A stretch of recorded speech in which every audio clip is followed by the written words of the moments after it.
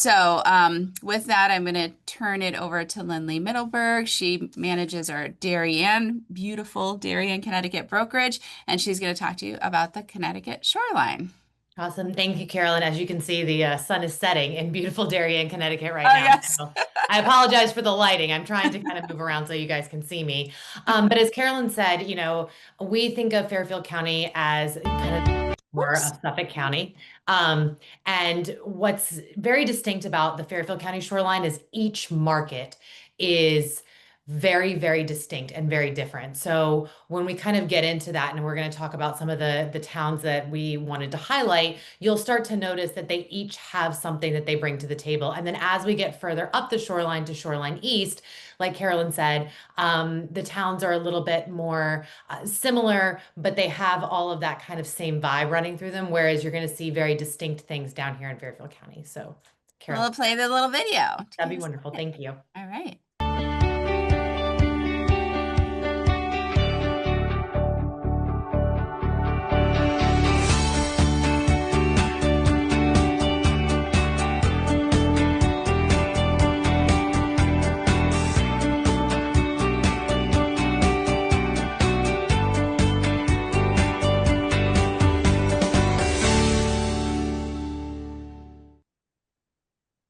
Neat.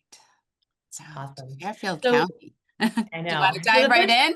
yeah, let's jump right in. I think that's a great introduction to the county as a whole, and you can kind of get a feel of, we have waterfront, primarily on the shoreline, and then we do have some beautiful kind of back country, as we call them, properties. Our first stop is going to be Greenwich. Obviously, that is the town when most people think of Connecticut. I think everybody's mind, for the most part, especially with the proximity to New York, automatically stops at Greenwich. And you know, it is kind of that first intro into Fairfield County. Obviously, it's definitely a very close train ride to Manhattan. It's favored by a lot of financiers and executives to be able to have that very quick commute into Manhattan. What's interesting about Greenwich is, I know a lot of people may not necessarily know this, is there's four very unique sections. So there's Greenwich proper, Cos Cob, Riverside, and Old Greenwich. And each of them, while they are part of Greenwich as a whole, have a little bit of a distinct feel to them. Whereas if you're going to Old Greenwich, it's a little bit more of a tighter knit Sea Village community, but still with some beautiful high end properties. And then you have Riverside and then Greenwich proper, which encompasses a much larger area. There are 32 miles of shoreline in Greenwich, so there's a lot to do in terms of waterfront property, two beautiful public beaches, so many marinas, golf courses, clubs, things like that. So there's a lot of abilities to kind of have that active social life if that's what you're looking for. And then kind of the distinct properties. You have luxury condos and townhomes near Greenwich Avenue, which is that big, beautiful street most people think of when they think of with Greenwich, with the high-end shops, restaurants, a really vibrant kind of downtown life. And then you also have a lot of waterfront living down closer to the shore. As Carolyn mentioned, Greenwich Hospital is part of the Yale New Haven network. So that's a top medical facility. There's also several luxury gyms, Equinox, boutique fitness studios, and kind of that. And a nice kind of added benefit for those of you who like to be able to kind of get in and get out quickly is the Westchester Airport is about 15 minutes from Greenwich. And I personally prefer that one. It's a lot easier to get in and out of. It travels to most kind of major hub airports. I know Westchester to West Palm Beach is a short flight. I think it's like 2.5 hours, very easy to get in and out of. But if you also need a little bit more of an international travel or more destinations, LaGuardia is less than 40 minutes away. Um, a couple of really quick, I just wanted to point out some interesting facts. The oldest horse show in the US, for those of you who are very into horse shows and horse properties, I know the Hamptons Classic is a big thing on Long Island. The Greenwich Horse Show is one of the longest running horse shows. It was founded in 1919 and it still goes on today, which was something I thought was a very interesting fact for you guys. As you can see, two homes in Greenwich, we kind of went with entry level and luxury. In Greenwich, you're looking at your entry level about 1 million to 1.5 million. Typically, those are closer to the what we would call in-town living. You're getting about a quarter of an acre. taxes are low $5,000 a year. So there's a lot of opportunity. And again, you get that in-town living feel.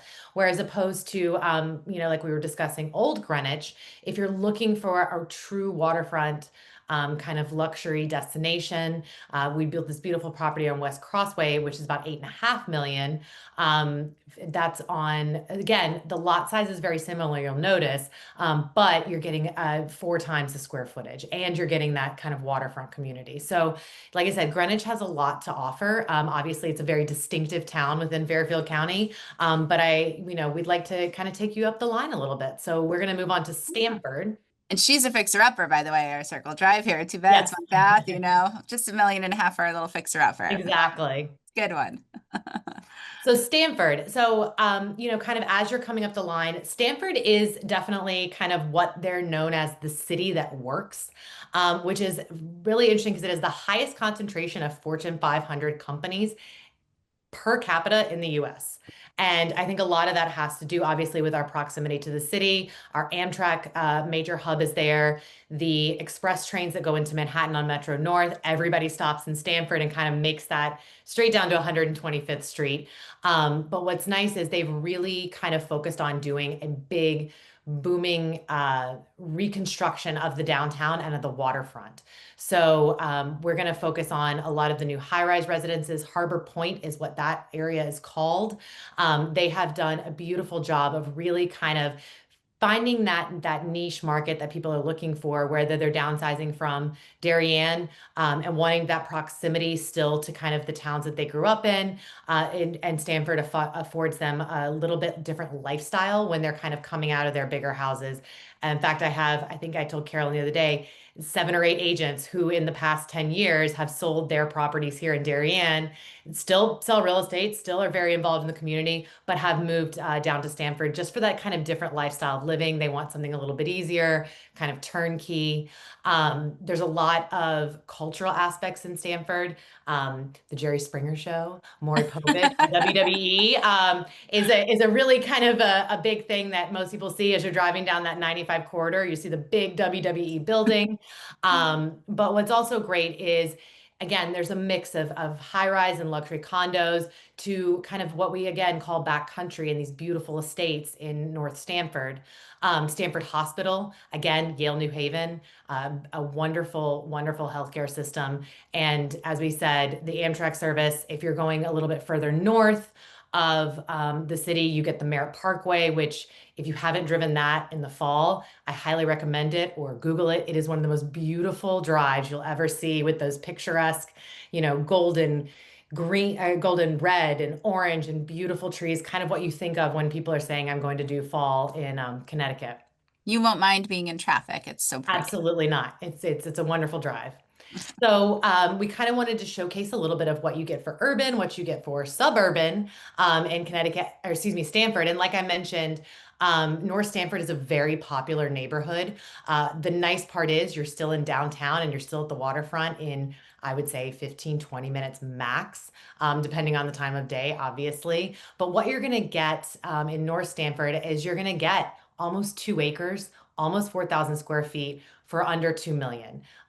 You get these beautiful properties. Again, you're close to Bedford, you're close to other little kind of little hamlets and inlets that you can go to. And then the opposite side, like we said, you've got the high rises down in Harbor Point, beautiful brand new buildings. There's a penthouse at Harbor Point Road in downtown Stamford, $14,000 a month. The views to the city, the Long Island Sound, it can't be beat. They're absolutely gorgeous. And the amenities down there. There are restaurants, there are paint and sips. There are all kinds of really fun things down to do at Harbor Point. So it's become really kind of a destination for people who still want that little mix of city lifestyle, but a little bit more relaxed and maybe not the hustle and bustle of Manhattan. And I love you highlighted the penthouse because that's fun. Who doesn't love a penthouse? But I think they start Exactly. around like $3,000 or so. You can be living in one of those apartments, waterfront living for, a little over $3,000 a month. So it's a range. Yes. And then we get to a town close, near and dear to my heart, Darien, Connecticut. Darien is known for its top ranked schools. They rank in the top 3 in Connecticut every year. We have some stunning beaches. In fact, Pear Tree Point Beach is actually one of the smallest. It's just 8 acres. But oftentimes, when people are kind of ranking and talking about the Connecticut shoreline beaches, Pear Tree is listed as one of the most beautiful beaches. We actually just also, the town just bought Great Island, which was used to be a privately owned property that they are now turning into a town-owned park with horse stables and walking trails and event spaces. And that's something that we're very excited about. In addition to, we've revitalized the entire downtown. And lucky for us at William Pitt Sotheby's, we are right across the street from where all of this change is happening. So we're dead center in the middle of it and kind of seeing how the town has grown and adapted to change. It still has that small town feel, but there's definitely a lot more amenities coming through the town. Um, Boutiques. We're bringing Millie's from Nantucket down, so I know that makes a lot of my locals very happy. And those of you who tend to go out in those islands in the vineyard and things like that, there's going to be just a whole host of new opportunities. With that comes new condos. We have 3 senior living facilities that are in town. They range from kind of that independent but group living all the way up to memory care. So there's a lot of options there. And then all of the new residential that's being built in our kind of new development hubs is all going to be rentals and condos to kind of fit that market where we want to keep people in our town and enjoying our amenities, but maybe don't need a 5,000 square foot house. Mhm. And kind of going into an entry level median, you have an adorable 2 bedroom, 1 bath. It's a great, either what we would consider a starter home or a downsize home. Um, Again, you can range anywhere from zero point 0.1 acres all the way up to, we have a property that just came on that's 6 acres, and part of it's a land trust. So there's definitely opportunity. Your taxes are going to range anywhere from 5,000 to 6,000 a year all the way up. As you can see, kind of our median level is like that $2 to $3 million range. Again, newer construction. There's been a lot of development in Darien in terms of some of the older homes are getting developed, but they're still done in such a tasteful way, and they're walk to town, which is a lot of what people are looking for kind of in our area. And again, for those people who still need to commute into Manhattan, you're looking at a less than hour ride on Metro North, which is a really attractive option for a lot of people. And then we get into Westport, which is also a town that I am very fond of. It's definitely more of what I would consider a suburban artsy community. There's a lot of culture happening in Westport. Levitt Pavilion is a beautiful outdoor space. There are concerts, shows, singers, performances, all this that kind of happen right on the Saugatuck River. So it's an absolutely beautiful space. It's right next to the Westport Library. The Westport Country Playhouse has several nationally recognized acts that come through. It is a really just kind of a cultural hub of Lower Fairfield County. And what's nice is you have the Long Island Sound, but you also have the Saugatuck River that runs through Westport. So you kind of get a little bit of that. You want to take your paddleboard out, maybe have a little bit of quieter morning water sports, or you can take your boat out on the Sound. There are several rowing clubs, so you can have dinner along the Saugatuck River and see, people crewing as it were, while you're having your cocktails. Again, highly ranked public schools. Campo Beach is an absolutely stunning public beach that's available to all Westport residents. And then other towns in Fairfield County who may not have beach access can apply for lottery permits to kind of get access to that. But then obviously in the off season, Sherwood Island is a state park. It's absolutely stunning. That's open to everyone who's a resident of Connecticut. And again, you have a good mix. So you have kind of that downtown center, really walkable, I would say almost Huntington-like village. And then you also have a little bit more of the suburban area of Westport that goes with the Route 1. And it has, you know, a little bit more spread out, but there's also tons of restaurants that are coming in. In fact, one of the restaurateurs in Westport was just nominated for a James Beard Award. He was a finalist. He was one of the top 5, and he has 3 restaurants in Westport. So there's a lot of opportunity there. There's a lot of culture, a lot of things happening. And, Paul Newman, Joanne Woodward also played at the Westport County Playhouse. So there's a lot of history and culture there. And funnily enough, Bewitched, the town in the TV show, was actually based on Westport, Connecticut. So Ah, I found that very interesting as well. And if we can show you, kind of the median in Westport is, you have things, again, these are both beach neighborhoods, which is, something that we really wanted to highlight is what you can get in a beach neighborhood. You can go around the $2 million mark, or you can go all the way up to the 4, 5, $6 million mark. And you're looking, again, a little bit smaller acreage and footprint, but you're having that waterfront community. There are definitely a lot of new construction in Westport. They have a really big boom for that. But the market demands it, and you can get some incredible properties. There's some wonderful builders doing things there.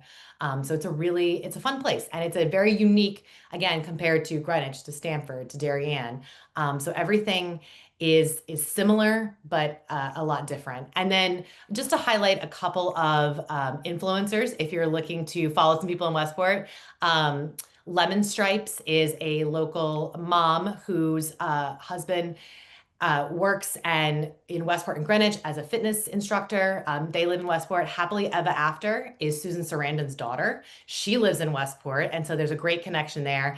And then a personal favorite of mine is Brunch with Babs. She is your favorite grandmother that you've always wanted to hang out with, who's a little bit sassy. But really, if you're looking to kind of get a flavor of what it really is like to live in Fairfield County, I highly recommend giving one of these influencers a follow.